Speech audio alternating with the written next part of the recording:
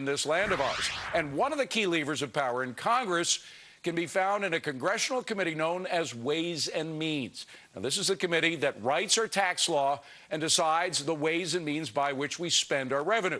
If Republicans take control of Congress in November, this committee will be critical in getting the country back on the right track.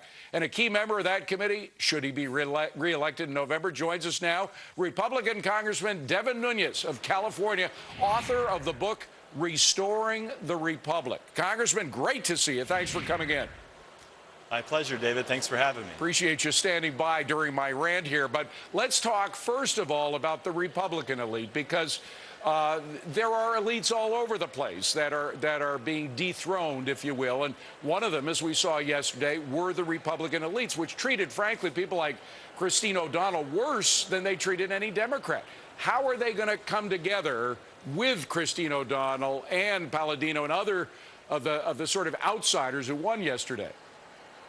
Well, I think you have a good point when you talk about the convergence of big government with big business and the radical left.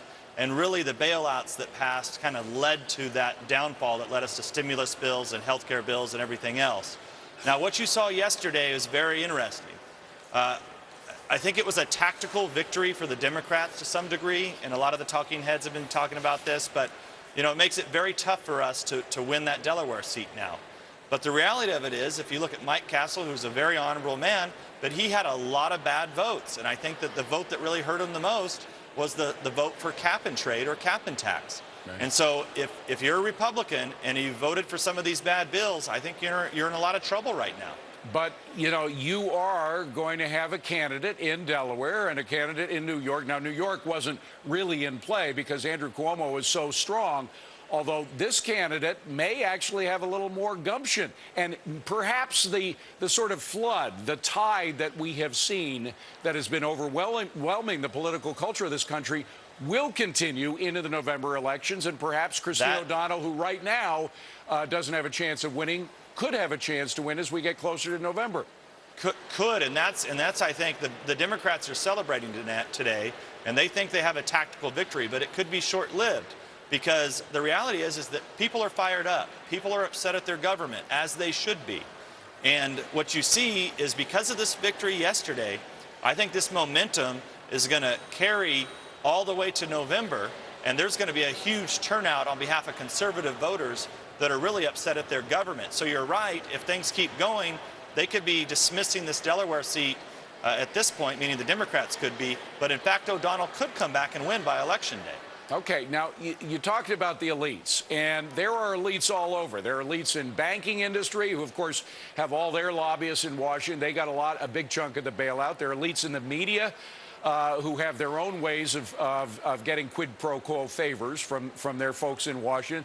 And you've attacked this group, and you think that there is kind of this sea change that I talked about earlier. How do you go about breaking the monopoly that these groups have? Well, I believe it has to get back to the individual. So government, the centralized control of government, has got to stop. And the way that you stop that is by educating people, because the people are really looking for answers right now. And if you look at the complex problems that politicians always say, oh, this is very complex, I'm a politician, let me help you understand this. No, these problems aren't that complex. And like you said earlier, it just takes a little bit of common sense. These problems are not very hard to solve, but it takes the political will to do it. And we have to break this chain of big government being in bed with big business and then this radical left movement. It's very dangerous. And one of the things that I talk about, the best example of this is this cap and trade bill, where you had big companies in this country thinking that the Democrats were going to be in control a long time, decided to get in bed with the Democrats and cut deals on this cap and trade bill, which would be a disaster for this country, or look at, which would basically... Forgive the interruption, Congressman, but look at health care. I mean, even more to the point, you had the pharmaceutical industry and the insurance industry going in bed with the administration on this issue, vouching for them, and now they're getting screwed and they're complaining. Frankly, I don't have a lot of sympathy for them. I agree with you. A lot of people had written off the conservatives and just had decided that, well, we're destined to have big government and centralized government, and the big companies quickly got in bed with big government. And it's, I mean, we're in a very dangerous slope. I'm from California. California's economy is in deep, deep trouble right now. I come from a district that has anywhere from 20 to 40% unemployment in some communities. And people in America better watch out, because this slip sliding away to socialism is real, and it's playing out in real time in California. All right, Congressman, stay with us if you can, because I want to see if I can get some specifics out of you about how to break that lockhold of the elites that they have on us. We want to bring in our panel, too. Fox News contributor Andrea Tantaros, Jen Groover of Jen Groover Productions, and Fox News contributor Doug Schoen, co-author of a great new book called Mad as Hell, How the Tea Party Movement is Fundamentally Remaking Our Two-Party System. And it is the perfect point for this discussion. Well, thank you, David. I appreciate the kind words. So what did we see yesterday, and how does that play into the thesis of your book? Well, nobody expected Carl Palladino here in New York to beat Rick Lazio. Nobody expected Christine O'Donnell to beat Mike Castle in Delaware. And if you go back over the last few months, nobody expected Sharon Angle to win, or Rand Paul to win, or Marco Rubio to run Charlie Crist out of the Republican primary. There is a genuine citizens' revolt going on. Your rant today was absolutely on point, completely right. People are frustrated with the elites, whether they be Democratic or Republican.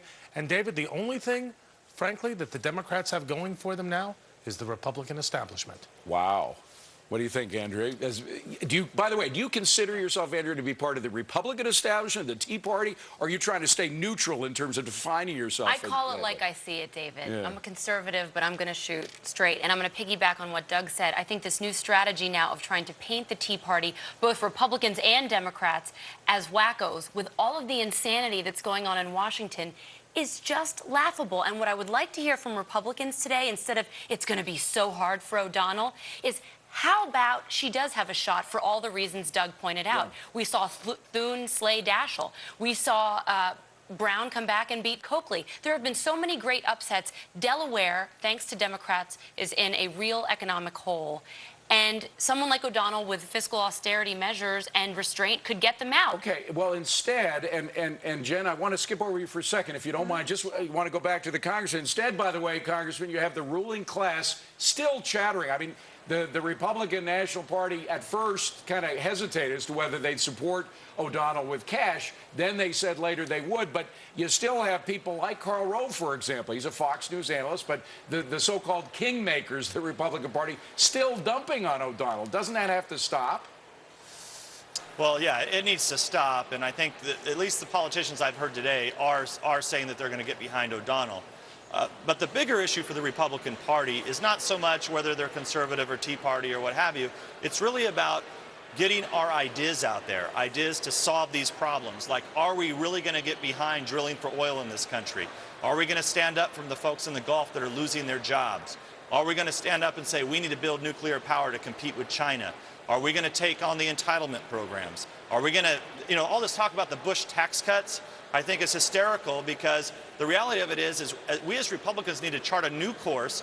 The Bush tax cuts, extending those is okay, but really what we have to be calling for is a total new tax structure in this country if we're going to treat everyone fairly. Right. That's the type of agenda we need to come out with. Flat tax, as Steve Forbes like flat tax, or what? Yeah, a flat tax or a consumption tax, either one would be way better than what we have today. All right, let me go to Jen and just throw something up there if I can. I think we have a full screen of this. The American people are looking for candidates and parties that champion fiscal discipline, limited government, deficit reduction, and a free market, pro-growth agenda. Is that something you could get behind? Kind of sounds like a libertarian movement. It does, doesn't it? Right. You know where it came from? This guy sitting over here, Democratic consultant Doug Schoen. What I think most people don't realize is most people, Republican or Democrat, have now had a taste of both sides, and they're coming up with this new formula that really is very much like what the libertarian movement has been for many years now. People don't understand what it is. As a small business owner, as an entrepreneur, as an advocate for small business growth in the United States, what I want to point out here, and the scary thing for me, is what elite means does not mean well off. Elite does not mean successful. People that have money, the Steve Jobs of the world, the Google guys, they're the ones that create jobs and opportunity. Because they're wealthy and successful does not mean that they're the bad guy in all of this. The elitists are the ones that are not open-minded to opportunity or changing structure or status. The elitists I would define as people who are piggybacking on the work of others, whether they're piggybacking in the banking community because of the bailouts or inside the Beltway because of the work that the Tea Party folks are doing or whatever. Exactly. And the scary part is a lot of people think elitist at this moment means the people that have money. Right. Therefore, they're backing this whole Bush tax. Yes, tax the rich. The rich are the people that are often making the job opportunities for people to have employment in our country. We got to leave it at that. Congressman, thank you so much for joining us. We appreciate it. Once again, the name of Doug Schoen's book is Mad as Hell. And as you can see, if you're looking for consensus here, I think we found it with a Democrat and a Republican right here on Scoreboard. Coming up on deck, our liberal elites who accuse Americans of Islamophobia now wavering in their support of the Ground Zero Mosque imam. We've got some evidence